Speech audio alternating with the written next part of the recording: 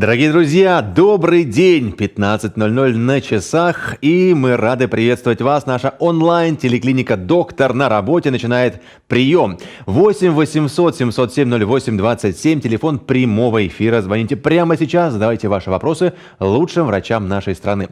Есть QR-код на экране, его можно просканировать смартфоном и отправить нам вопросы письменно. Я их уже адресую врачу. Меня зовут Алексей Чарский. Сегодня 3 часа в эфире обсудим инсульт, боли в спине, панкреатит, гормоны и сердце. Ну а первые полчаса мы начнем с разговора о том, как правильно соблюдать вирусный этикет. Не просто этикет, а вирусный этикет. Многие уверены, если дома кто-то заболел, значит заразятся все без исключения. Но это не так. Болезнь не должна, если она, так сказать, присела на слизистой одного человека, все непременно заразить другого. Поэтому сегодня поговорим о том, как эти правила этикета соблюдать. Как правильно чихать, чтобы не заразить окружающих. Кому нужны медицинские маски, когда их носить. И как часто нужно проветривать помещение, чтобы снизить риск заражения всей семьи.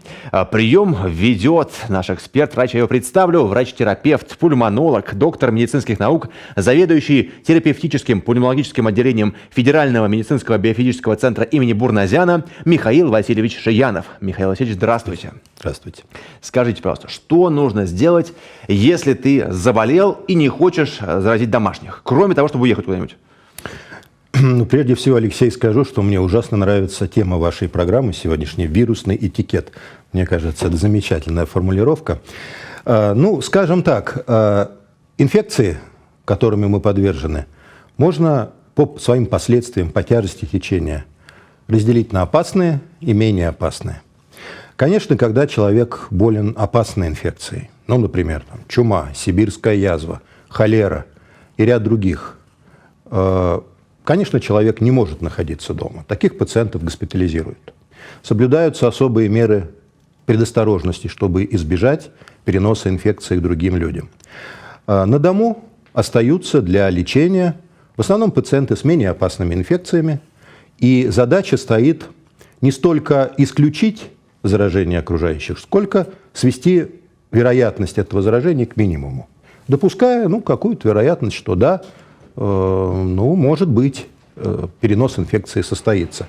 Просто действительно изолировать всех пациентов, заразившихся острой респираторной инфекцией, невозможно, да и не нужно, но, безусловно, вот эти требования этикета вирусного соблюдать необходимо.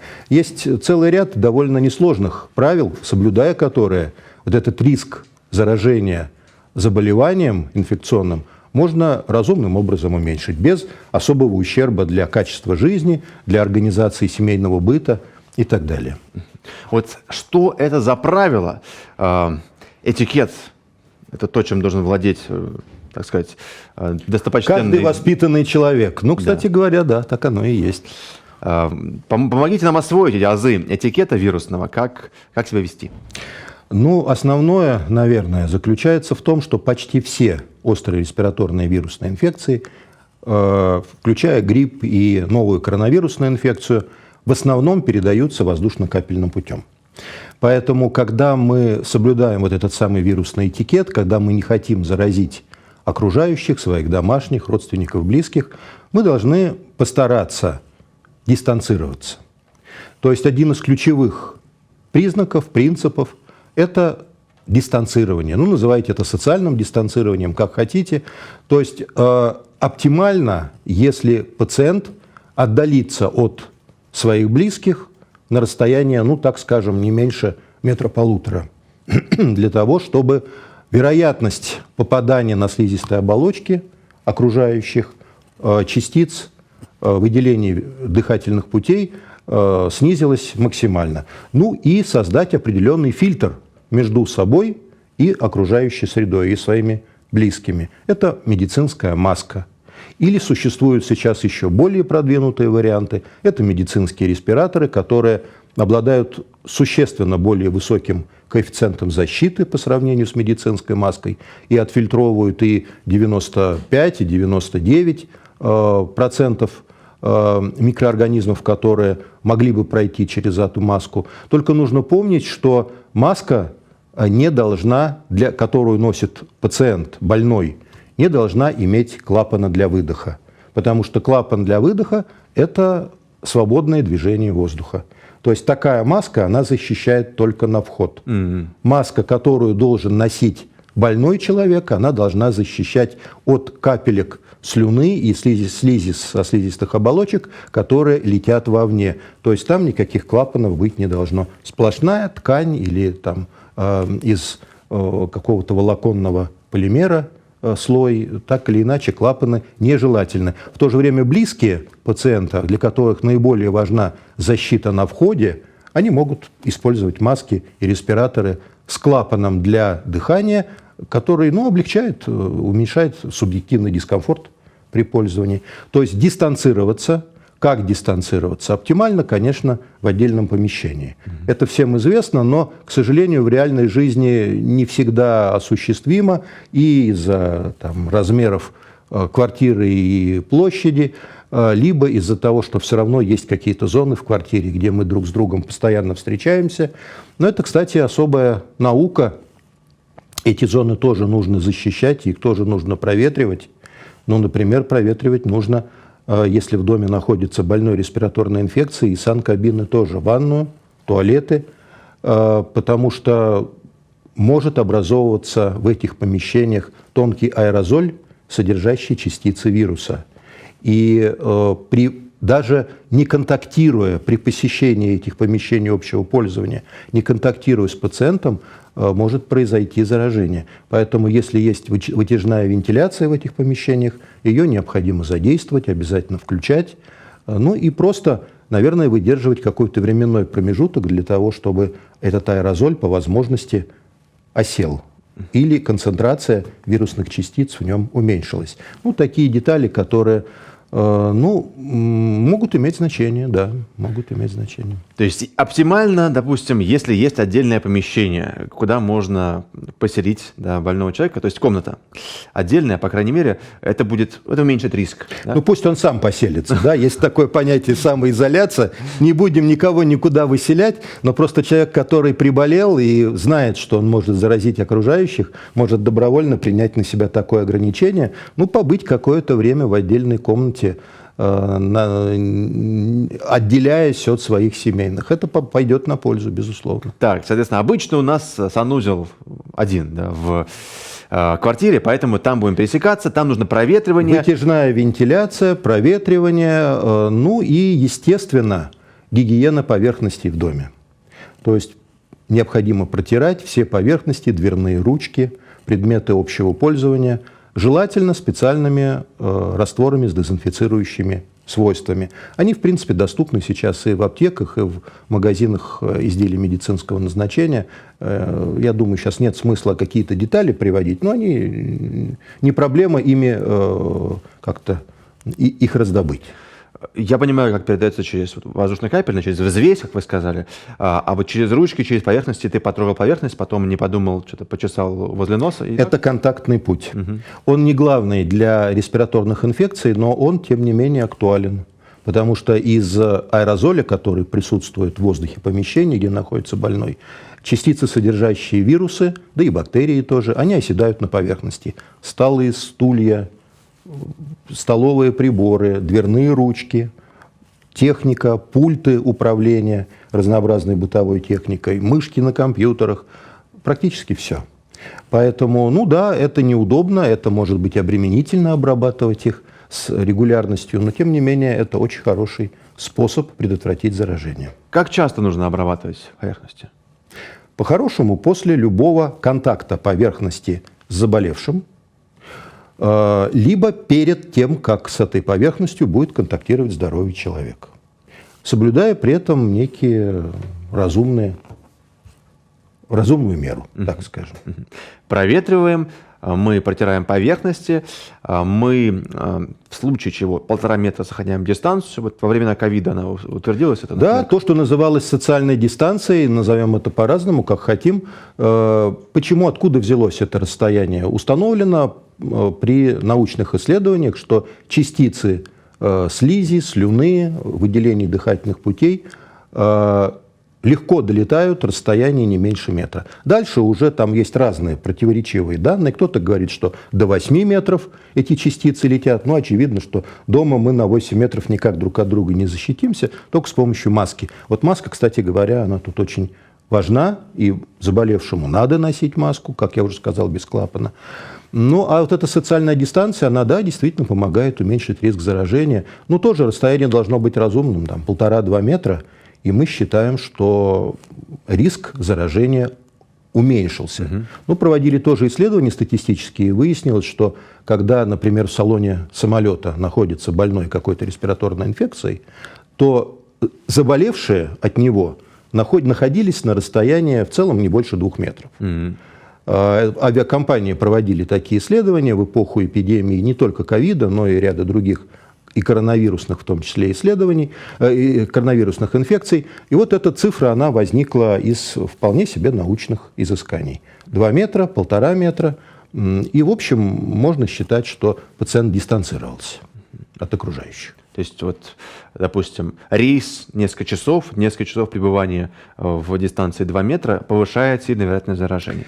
Дистанция больше 2 метров не является гарантией, но вот эта самая зона максимального риска в пределах 2 метров, ну, это ближайшие ряды к креслу.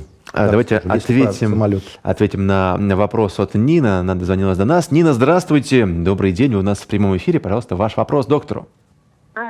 Здравствуйте. Здравствуйте. Будьте добры, я хочу задать вопрос просто как доктору-пульмонологу. Скажите, пожалуйста, доктор, у меня в 2007 году был саркоидоз легких. Я его лечила гормонами, естественно. С 2010 года у меня ремиссия. Все было нормально, все хорошо. Вот. Но ставили мне всегда пневмосклероз легких. А вот сейчас, последний раз, я сделала рентген легких, и мне поставили пневмофиброз. Вот насколько это опасно? И что мне делать, если можно ответить? Спасибо за вопрос. Думаю, что разница между пневмосклерозом и пневмофиброзом чисто терминологическая. Конечно, нужно видеть 2 снимка. Есть ли какое-то изменение? Потому что просто на основании вот такой словесного описания мне трудно представить, в чем различие тех рентгеновских снимков или компьютерных томограмм, которые у вас были некоторое время назад, и сейчас. Но суть явления, по-видимому, не изменилась, потому что термины пневмосклероз и пневмофиброз, они очень близки. Можно там дискутировать, какие нюансы исследователи вкладывают в один или другой термин, но они очень близки, они принципиально не различаются. Ну, что касается саркоидоза, саркоидоз – заболевание хроническое.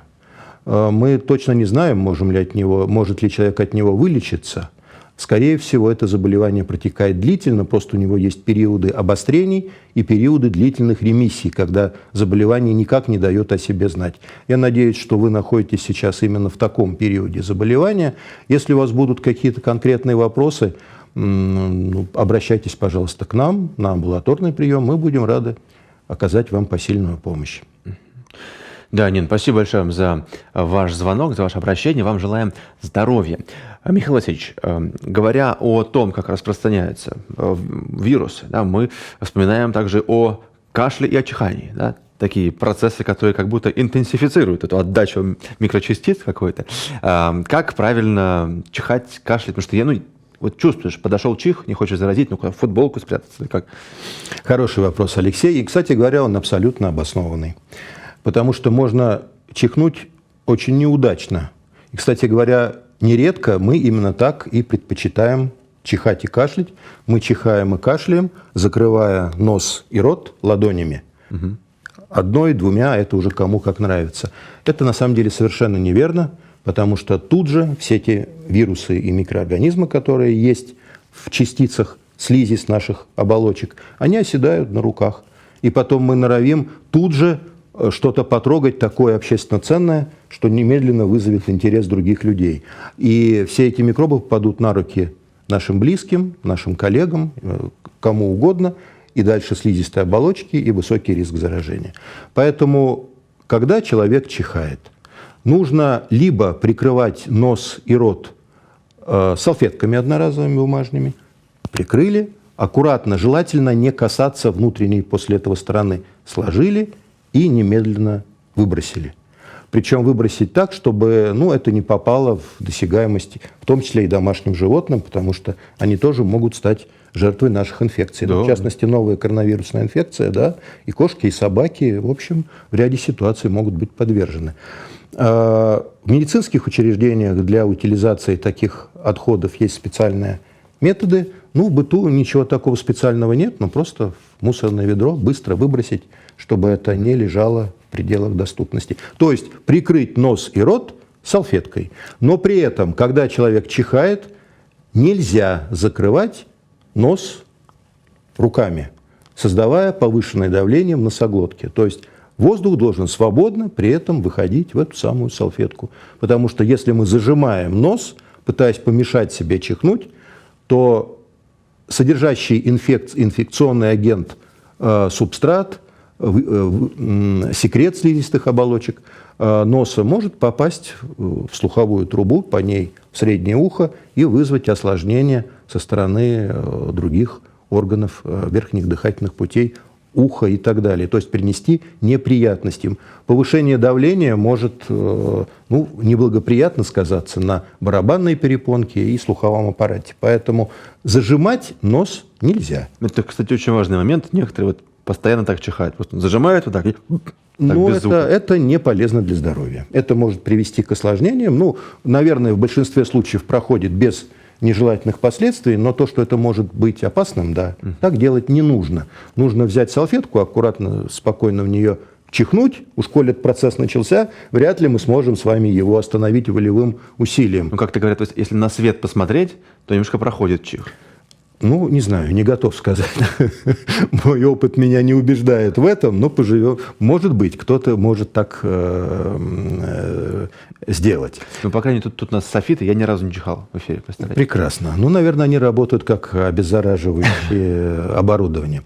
Итак, прикрыть рот и нос салфеткой, либо использовать какие-то подручные средства. В качестве подручного средства может выступать сгиб локтя и наша одежда. Да. То есть прикрыть рот и нос, и, естественно, в таком случае возможности дистанцироваться, отвернуться от окружающих, чтобы и направление движения частиц было другое, и большинство из них осело на такой части одежды или нашего тела, которая не войдет непосредственно в контакт с окружением, с людьми и так далее.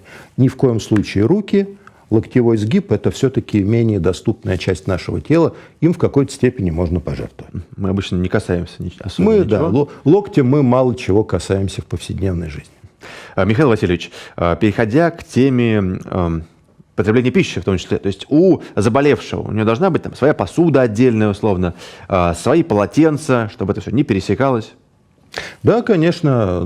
Опять-таки, основной путь передачи воздушно-капельный. Но контактный путь, как мы с вами уже поняли, обсудили, тоже имеет значение. Поэтому заболевший, обращаясь с посудой, он ест, он ее трогает руками, которые могут быть инфицированы. На посуде остаются вирусы. И они могут попасть на кожу, на слизистые оболочки других людей и вызвать заболевание. Через желудочно-кишечный тракт респираторные инфекции, как правило, не передаются. Но вот такой контактный путь, когда с посуды вирус может попасть на руки, а потом человек может потереть глаз, на слизистую оболочку глаза, защипало в носу, потереть нос, и что угодно. И вот тогда может произойти заражение. Не воздушно-капельное уже, а контактное. Поэтому, да, желательно, чтобы посуда у заболевшего была индивидуальная. Полотенце, тот же самый контактный путь возможен инфицирования, полотенце должно быть индивидуальное. Если мы говорим о мытье рук, то вообще желательно, чтобы использовались бумажные полотенца заболевшим. Вытер руки, выбросил, и, в общем, никаких проблем, связанных с эпидемиологическими вопросами. Ответим на звоночек. Марина нам звонит. Марина, здравствуйте, добрый день. Вы у нас в прямом эфире. Какой уже у вас вопрос Михаилу Васильевичу? Здравствуйте, доктор, здравствуйте, ведущий. Я хотела задать такой вопрос. У меня в 90-м году был саркоидоз. И мне после этого писали все время на рентгене, что у меня пневмосклероз и фиброз легких. А потом стали писать эмфизема. Но когда я делаю КТ, Эмфизему на КТ мне не ставят. И врач в районной поликлинике говорит, эмфизема ставится только по КТ. Так вот, как это действительно он прав, что у меня ее нету, или на рентгене вот видят, а на КТ мне ее никогда не описывают. Добрый день, спасибо за вопрос. Ну, на самом деле, это такой очень тонкий вопрос. Бывают ситуации, когда эмфизема видна на простом рентгеновском снимке, например, рентгенограмма легких в 2 проекциях. Бывает ситуация, когда эмфизему легких видно только при выполнении компьютерной томографии. Я думаю, здесь нужно просто конкретно разбираться в этом вопросе, сравнивать записи компьютерной томограммы, смотреть рентгенограммы легких, и только тогда специалист-рентгенолог сможет квалифицированно сказать, есть эмфизема или нет. Но на самом деле для человека в практической жизни имеет значение, ну, например, вопрос, есть ли дыхательная недостаточность, как мне дышится, справляется ли легкое со своей функцией. Если легкое справляется, если у вас нет никаких симптомов дыхательного дискомфорта, то, наверное, нет принципиальной разницы, есть эмфизема или ее нет. Это заболевание не считается жизнеугрожающим, во всяком случае, в умеренной выраженности. И, в общем, это немножко такой вопрос тонкий, специальный для дискуссии врачей между собой. Если это не сопровождается какими-то неприятными последствиями лично для вас на субъективном уровне, на функциональном уровне. Поэтому я бы думал, что не нужно беспокоиться о том, что какой-то из врачей находит эмфизему, какой-то не находит эмфизему. Имеет значение последствия этой эмфиземы. Если серьезных последствий нет, то в конце концов это не принципиально. Марина, получили ответ на ваш вопрос? Да, спасибо большое. Да, спасибо вам здоровья. Михаил Васильевич, возвращаясь к теме мытья рук, что лучше? Вот мылом помыть, антисептиком побрызгать? Что лучше вот справляется с микроорганизмами? Ну, мытье рук с микроорганизмами вряд ли справляется. Оно их просто удаляет с поверхности кожи. Но, в принципе, тоже достаточно эффективный и хороший способ обработки рук, если речь идет о нетяжелых инфекциях, не угрожающих. Поэтому, наверное, я не стал бы призывать всех в быту поливать себя из ведра разнообразными дезинфицирующими растворами. Все-таки это химические соединения, хотя они и проходят соответствующие исследования на безопасность и так далее. Но я думаю, что без необходимости наносить на кожу лишние химические вещества не стоит. Поэтому простое мытье рук с мылом, причем лучше использовать жидкие моющие средства, потому что на кусочке мыла могут остаться возбудители. А если вы пользуетесь жидким средством, то оно смылось, и нигде никаких негативных последствий не осталось. При соблюдении правильной методики мытья рук, в принципе, результаты вполне удовлетворительные. Правильная методика – это какая? Что нужно делать? Ну, из того, что обычно считается признаком адекватного мытья рук. Во-первых, мыть руки не менее… Опять-таки, время варьирует, в разных источниках указывается разные значения, но думаю, что значение полминуты, 30 секунд – это вот такое разумная величина. То есть мыть руки не менее 30 секунд. Очень важно не оставить никакой поверхности на кистях необработанной. То есть в интернете или в литературе можно встретить целый ряд рекомендаций, как правильно мыть руки. Нужно сначала, как говорят знающие люди, обработать ладонные поверхности кистей с обеих сторон, потом тыльные поверхности кистей с обеих сторон, обработать межпальцевые промежутки, потому что мы часто про них забываем, межпальцевые промежутки, обработать область больших пальцев на обеих руках и обработать околоногтевую область. Вот так, да? То есть в ладошку так, помещаем? Да. Да? На самом деле конкретная методика не имеет значения. Мы можем индивидуально обработать каждый палец, мы можем обработать их вместе. Главное, чтобы мы обработали моющим средством всю поверхность кистей. И после этого как раз на это и уйдут те самые 30 секунд. И после этого смыть достаточным потоком воды. Это адекватная, нормальная методика мытья рук. Если вот какая-то ситуация, когда нет возможности полноценно руки помыть, тогда да, тогда рекомендуется использовать дезинфицирующие средства медицинские, они тоже абсолютно доступны. Их тоже нужно нанести вот так же тщательно на всю поверхность кистей рук, и они, высыхая, испаряясь, оказывают свое вирулицидное, бактерицидное действие, и, в общем, дальше можно не беспокоиться. Главный принцип – когда, как часто обрабатывать руки. Руки мы обрабатываем после каждого контакта с заболевшим и перед каждым контактом с самими собой. То есть нам захотелось потереть глаз, или у нас зачесался нос, или нам нужно поправить там очки или что-то еще такое сделать. Перед тем, как руки. дотронуться до своей слизистой оболочки или близкой области, руки надо помыть. Или перед тем, как готовить пищу, подавать ее близким и так далее. Спасибо большое, Михаил Васильевич, за то, что посвятили нас в азы вирусного этикета. Друзья, через 2-3 минуты после небольшого перерыва увидимся вновь. Будьте с нами.